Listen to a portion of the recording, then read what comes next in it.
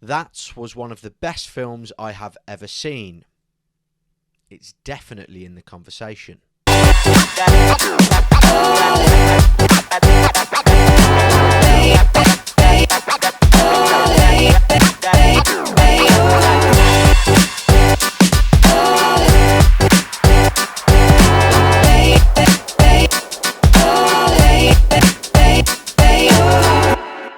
Good morning, good evening, good afternoon, and welcome back to Lost the Plot. Today's video is going to be short and sweet because I am going to be talking about the best animated film I have ever laid eyes upon. I know that is high praise, and I know I've said it before when talking about Puss in Boots: The Last Wish, but to be honest, this film eclipses that by a mile, and the film that I am talking about is Spider-Man Across the Spider-Verse.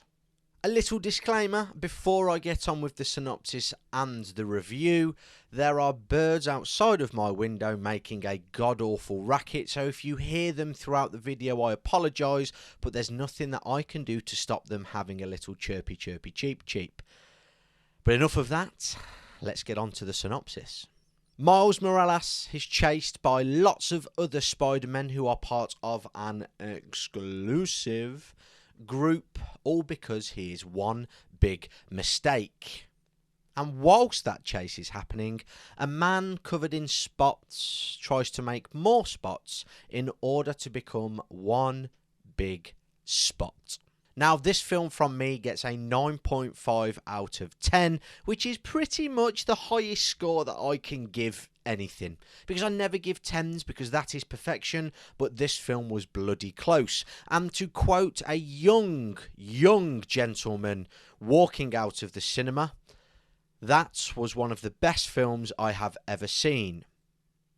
It's definitely in the conversation.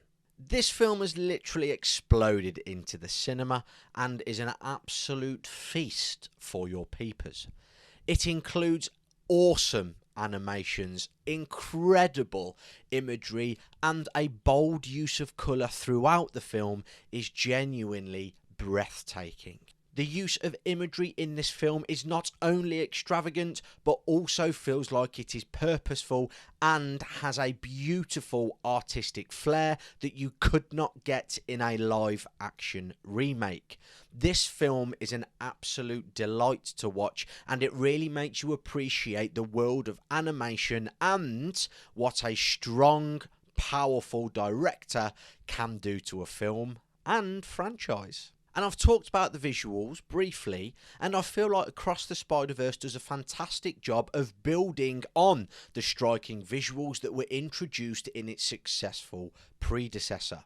And if anything, this film feels like a more assured version of itself because of the confidence that we see through the creative decision making.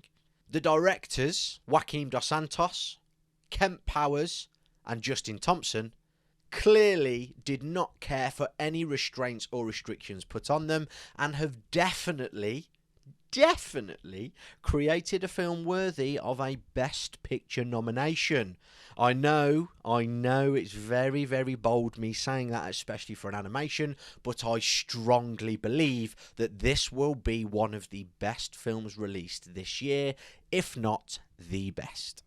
Not only is this film beautiful to look at and visually impressive, it holds fantastic storylines and really hard-hitting ideas and themes throughout. And I know you're saying it's an animation, it's for kids.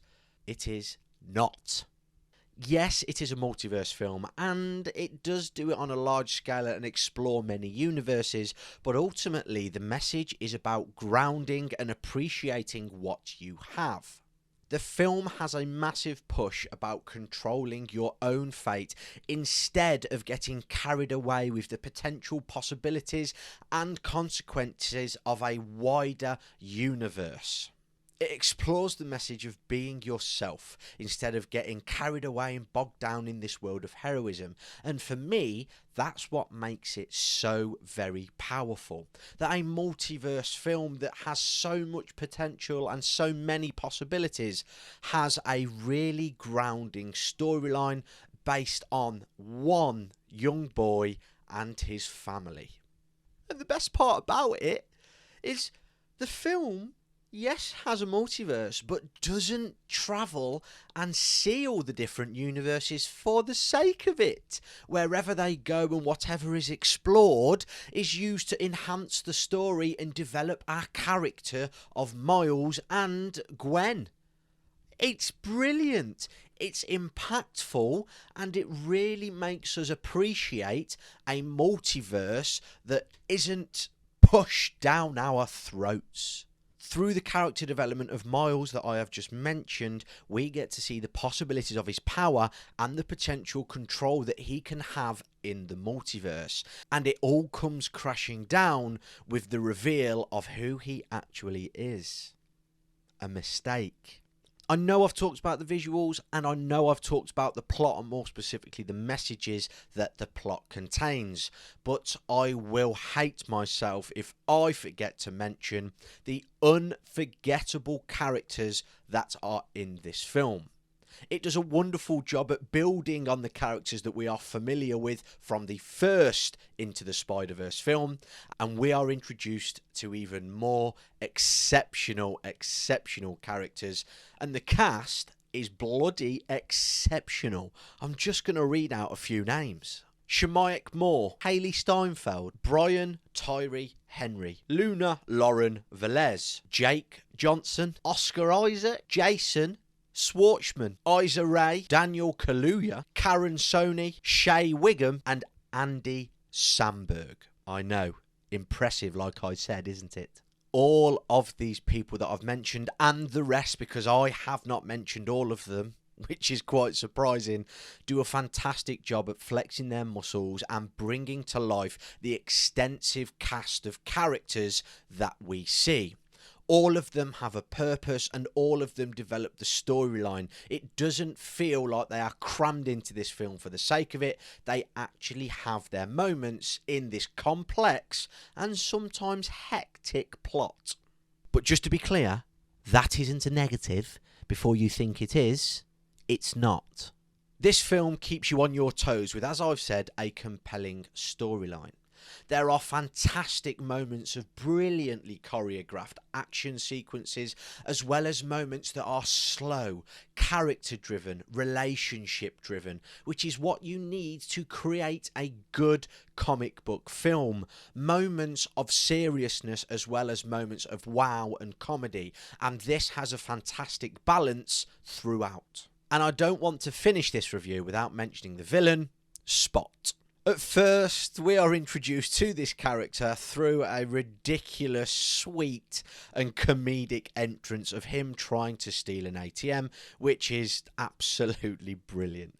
And as the film progresses, he turns into this character and becomes a multiversal threat, something that is completely unexpected. And actually, by the end, he becomes extremely threatening as well. And I'm excited to see what they do in the third film, Beyond the Spider-Verse, because he is now a very powerful entity that Miles Morales is going to have to try and defeat, if he gets there in time. I know that might be a spoiler for you. Might be. This film was bloody wonderful, and I would happily watch it again and again and again and again. And I highly recommend, if you haven't and you've just watched this review, go and watch it. It is absolutely stunning. The visuals, the plot, the characters, the choreographed action sequences. It is almost perfect. I don't know what's wrong with it yet, because I'm still buzzing from watching it the first time. So I might watch it a few more times to try and pick holes in it, but I don't want to.